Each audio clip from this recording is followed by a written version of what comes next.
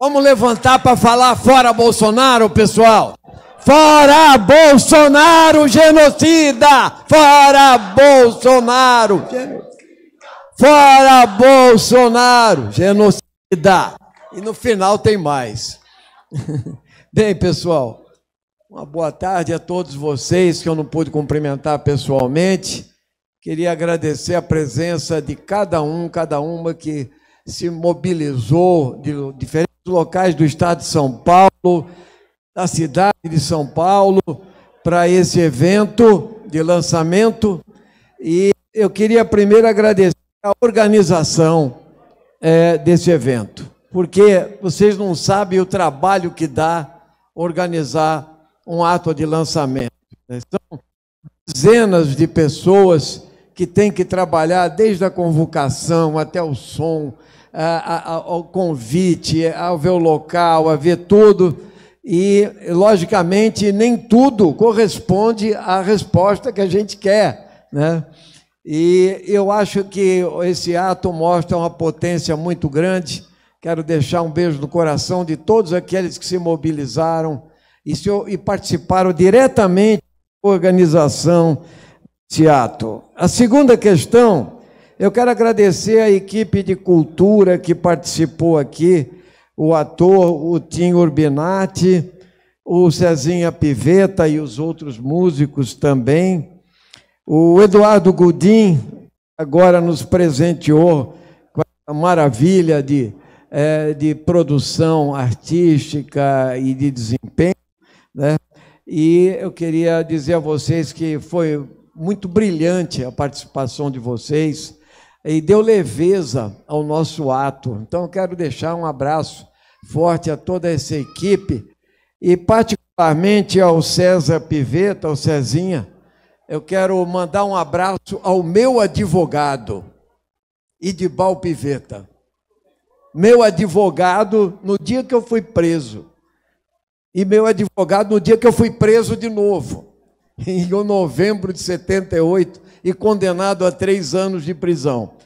O Idibal Pivetta, quando a gente subiu na mesa dos auditores milicos, militares, coronéis, ele saiu gritando: violência não! Violência não! Eu me lembro do Idibal, e ele, além de tudo, é um diretor de teatro, o famoso César Vieira. Quero deixar a minha homenagem a esse cidadão. Eu também não poderia deixar de fazer uma homenagem inicial a uma grande amiga, companheira de trajetória, de luta, de defesa da educação pública, tão citada nessa, mas particularmente minha amiga pessoal, desde 1968, Lisete Arelaro, a quem eu peço uma nova salva de palmas para essa militante, essa revolucionária brasileira que ficou na estrada há tanto tempo, que nós perdemos esse ano.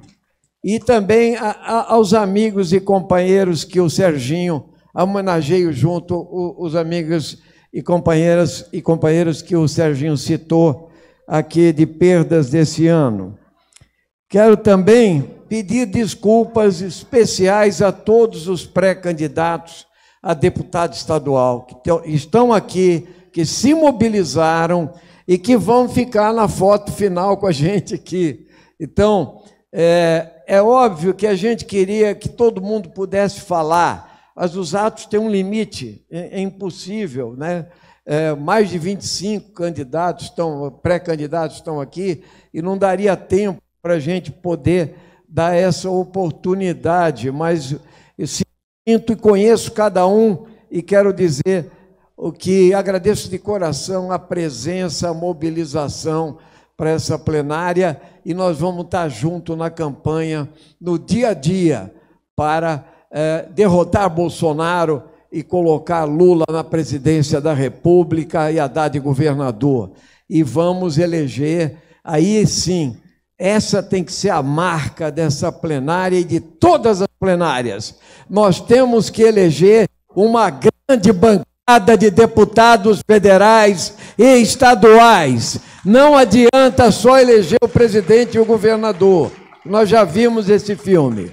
E eu quero agradecer, logicamente, a mesa que está aqui conosco, a Soraya, minha amiga, companheira de tantas lutas, tanto desempenho na luta em defesa da educação pública, mas não só, também da luta palestina, com a qual me associo, inclusive com os bombardeios de hoje na faixa de Gaza. Viva o povo palestino! O depoimento do Astrini é exemplar, porque ele é talvez um dos melhores e maiores ambientalistas desse país. Uma figura muito focada, produtiva. Ele foi do Greenpeace, ele é do Observatório do Clima, mas não é isso, não. Ele é militante socialista, antes disso, né? Então, é aquele cara que, quando dá uma entrevista na imprensa, ele vai direto ao foco. Astrini, eu quero ser seu parceiro sempre, viu? Porque você é uma das figuras que moram aqui mais no coração, nessa luta toda que a gente trava.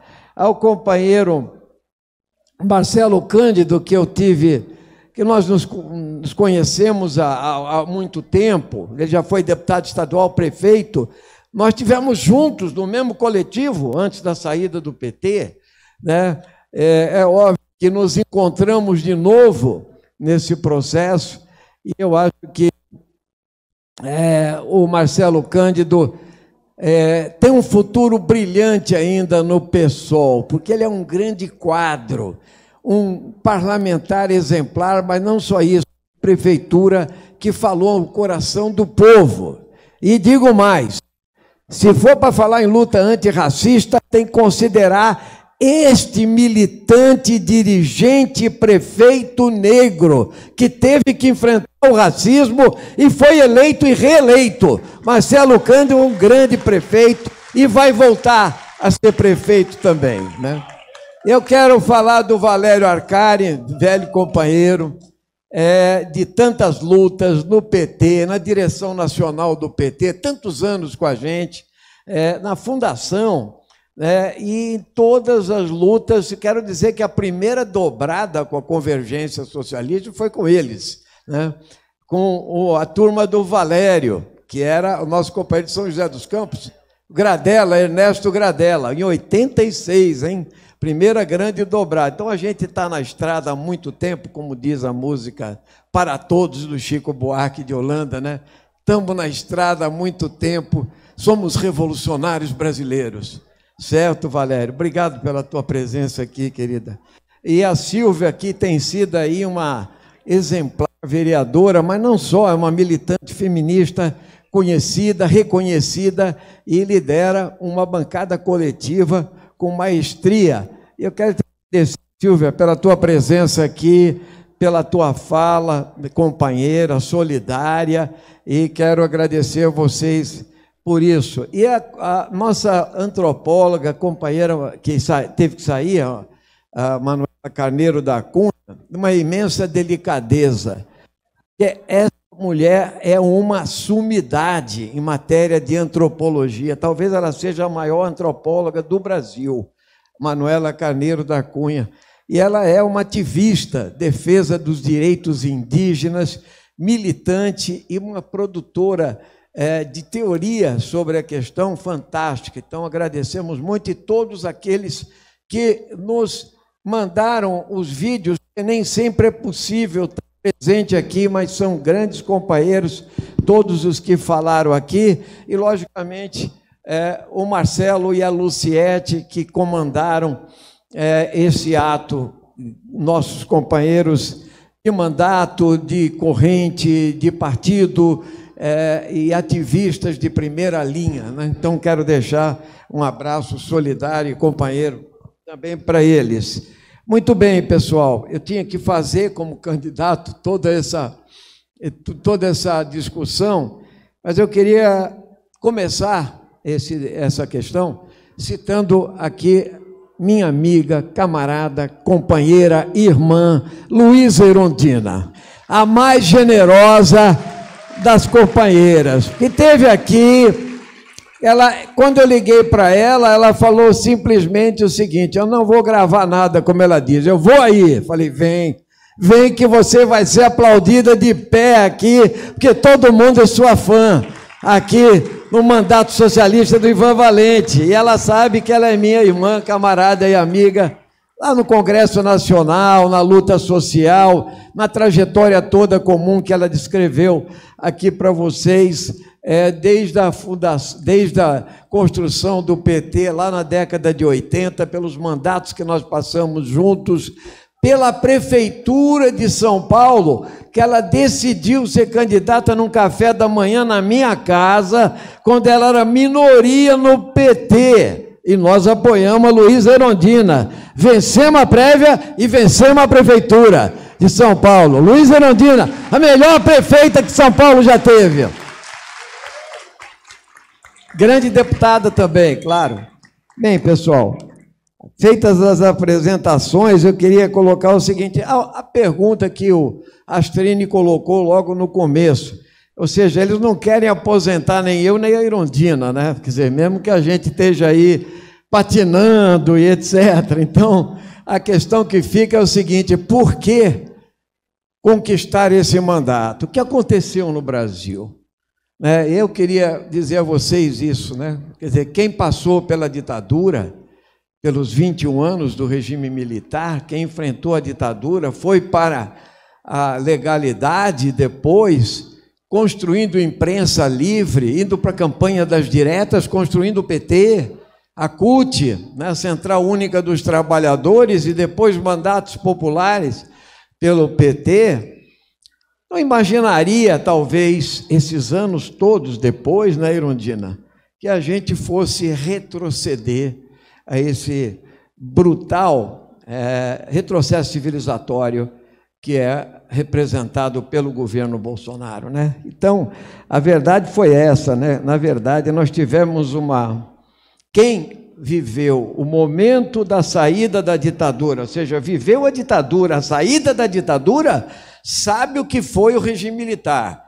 E o regime militar era tanque, baioneta, era prisão, era tortura, era censura, era perseguição política, era fechamento do Congresso, fechamento do Supremo Tribunal Federal. Ou seja, não tinha liberdade. Era um golpe de Estado. Agora não. A questão é a seguinte, o Bolsonaro foi eleito. E aí reside a questão. O problema principal. Como é que a gente pôde ter um retrocesso de tal tamanho, né, com uma figura execrável, com esse bueiro que brotou da sociedade brasileira, com racismo, com homofobia, com misoginia, com intolerância, com ódio, e mais, com todo o programa neoliberal e ultraliberal do Paulo Guedes, com toda a vontade deles arrancarem direitos da classe trabalhadora brasileira. Como é que esses caras puderam chegar ao poder, né? E chegaram. Então, houve sim mudança, algo que brotou da sociedade e estava inconsciente, que nós temos que superar. Por isso eu quero dizer a vocês o seguinte, nós não temos só que derrotar o Bolsonaro e eleger o Lula. Em 1945, quando acabou a Segunda Guerra Mundial, você derrotou o nazismo, mas você teve que desnazificar a Alemanha. E nós temos que desbolsonarizar o Brasil. Ou seja, mandar eles, o pensamento deles e a militância deles para o inferno. E isso é um processo. Isso é um processo, não é de um dia para o outro, você ganha a eleição. Eles estão aí nas redes, nas fake news, no impulsionamento em massa de mentiras permanentes e constantes, e eles partiram para um desmonte brutal do Estado brasileiro. Foi isso que aconteceu, uma desconstrução do Estado brasileiro e de um estado de bem-estar, ou de se pensar um estado de bem-estar. Então, o que aconteceu no Brasil, se você pegar a questão indígena, que estava aqui, a Manuela, ou a questão ambiental, eles desmontaram o IBAMA, o ICMBio, a FUNAI, eles colocaram polícia para tocar isso aí, entende? Eles acabaram com qualquer conselho participativo na sociedade brasileira, nesse processo. Eles fizeram corte raso, brutal, de orçamento em tudo, na educação, na saúde, no meio ambiente, onde vocês quiserem ver, na ciência e tecnologia. Há um desmonte do CNPq, da CAPES, das universidades públicas, do ensino básico, onde eles não moveram nenhuma palha pelo Fundeb, pelo contrário, eles ficaram segurando. Então, há um processo de desmonte político, onde desmontaram o INEP na educação. Ou seja, se você for, eu não tenho tempo para ver isso aqui, eu diria o seguinte: o que pode caracterizar isso que o Valério colocou no final, que o Eduardo Paes, inclusive, quer mudar o local do desfile para a Avenida Presidente Vargas, né? Que na verdade, os desfiles de 7 de setembro têm sido feitos em Brasília, mas quando eram feitos no Rio, era na Presidente Vargas, até por razões técnicas, né? E ele quer levar para Copacabana, porque ele quer fazer uma passeata de milícia em Copacabana, com civis e militares armados, com CACs, caçadores, colecionadores e atiradores. Ele quer fazer um tumulto, ele quer produzir uma baderna para deixar no ar a ideia que ele não aceitará o resultado. Pois nós vamos dizer ao Bolsonaro que ele vai ter que ir para casa ou para a cadeia ou para o Tribunal Penal Internacional. Vai ter eleição, vai ter resultado, vai ter povo na rua. Não vão nos intimidar, mas nós sabemos os perigos que corremos. Nós sabemos as turbulências que vamos ter que enfrentar. Então, quando eu penso em 200 anos da independência do Brasil, vejo que data simbólica, Luísa. Poxa, 200 anos não é pouca coisa, gente. Como é que está se comemorando a independência? É verdade que o Brasil é o país das transições por cima, desde a independência, passando pela abolição, passando pela República, pela Revolução de 30, pelo golpe de 64, pelo Collor, quando Lula ameaçou ganhar a eleição de 89, e assim por diante. É verdade que a burguesia sempre se acertava por cima, de alguma forma, mas o que eles estão fazendo hoje, a comemoração cívica que ele quer fazer de 200 anos, é um golpe de Estado. É disso que se trata, em 200 anos da independência, e você, em vez de você convidar o povo para ir para a rua comemorar uma independência, vamos dizer assim, da colônia, né? Você vai para mobilizar, para dar continuidade a este desastre que é a gestão Bolsonaro e esse malefício todo que ele produziu na nação brasileira. É por essas e outras que nós não estamos saindo do campo de batalha, nem eu, nem a Erundina. Nós vamos à luta porque está precisando de comando, está precisando de luta, de mobilizar forças experientes e forças novas da juventude também. Eleger uma grande bancada de deputados federais, estaduais, tirar esses tucanos aqui da Assembleia Legislativa. São 28 anos, a Assembleia Legislativa virou um túmulo, não acontece nada lá desde que esse PSDB governa esse Estado. Então é preciso chacoalhar, e é por isso que os nossos pré-candidatos, aqui a deputado ou candidato já a deputados estaduais, têm uma longa tarefa aí pela frente, criar outra qualidade, criar um tipo de oposição diferente. E lá no Congresso Nacional, dar sustentação ao que possivelmente ocorrerá, ou seja, vamos tentar ganhar com Lula e segurar a bronca. Ou seja, nós vamos ter que desbolsonarizar o país. Então, pessoal, é lógico que essa tarefa é gigantesca. Houve um processo de derrota no nosso país, de 2013 em diante, uma derrota política, entende?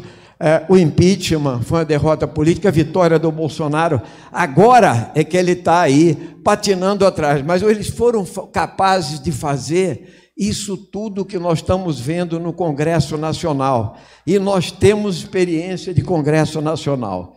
Eu, com mais de 20 anos, a Luísa Erundina lá, nós nunca vimos o que está acontecendo lá em Brasília, no Congresso Nacional. Ou seja, esse centrão que é formado por figuras já execráveis, que eram ligadas ao clientelismo, ao fisiologismo, à corrupção, ao saque do Estado brasileiro, eles acabaram se tornando orgânicos do bolsonarismo.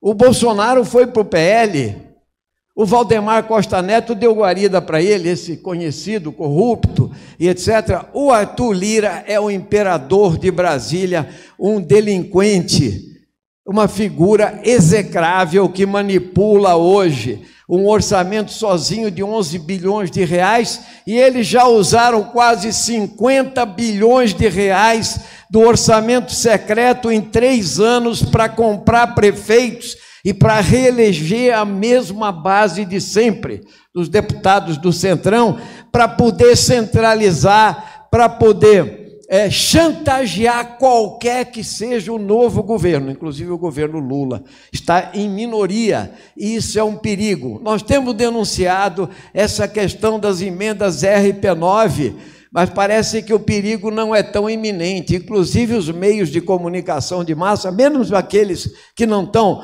mais se suportando o Bolsonaro, entende? Não fazem o devido esforço para localizar aí a permanência do Bolsonaro, ou não só a permanência, a compra de voto que eles estão fazendo, e passando, aproveitando a pandemia, o que eles fizeram foi estabelecer o sistema remoto de votação, e o sistema remoto que não está precisando agora nem está lá no plenário da Câmara dos Deputados, é votar de longe, como foi votado aquele pacote de bondades com quais eles pretendem revirar as pesquisas negativas com que o Bolsonaro está atrás nesse momento. É por isso que a rua, a denúncia e as campanhas têm que ir para a rua. Nós não podemos nos acomodar. Eu acho que não há salto alto para ganhar a eleição. Se ganhar no primeiro turno é ótimo, então nós temos que fazer o máximo esforço,